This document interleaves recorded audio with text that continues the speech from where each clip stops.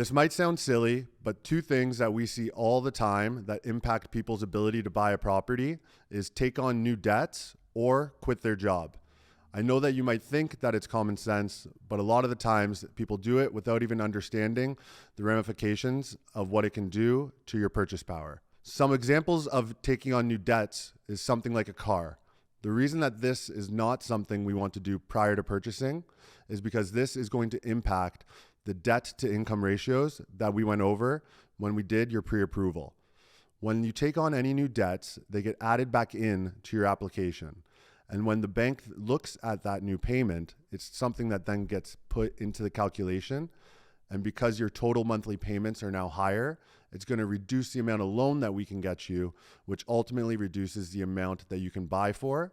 Because whenever you think of your purchase price, it's made up of two things. It's the funds that you have for your down payment and the amount of money the bank's willing to give you.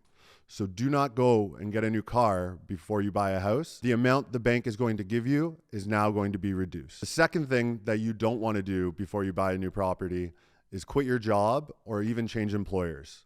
The reason that this is something that could hurt your application is because when you do purchase that property, we're going to need to update the income verification on file, like getting up-to-date pay stubs, letters of employment, and the bank even has the ability to call your employer and verify that you work there. If any of these things have changed, obviously this is a material change on the application and can maybe change the way things are reviewed.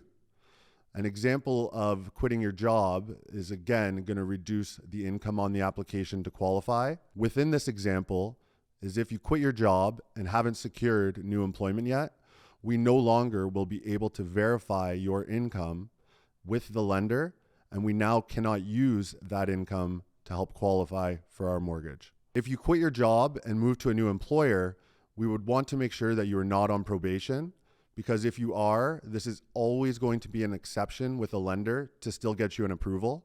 So if there are any major changes that you're expecting since we've last spoke, please reach out to me and we can discuss how this could impact the approval and what is the best way to mitigate any of these concerns so that you can still purchase the property of your dream. Anyways, guys, I hope you have a great week. And if you do have any questions, always remember you can reach out via text, email, or phone, and I'm always here to help.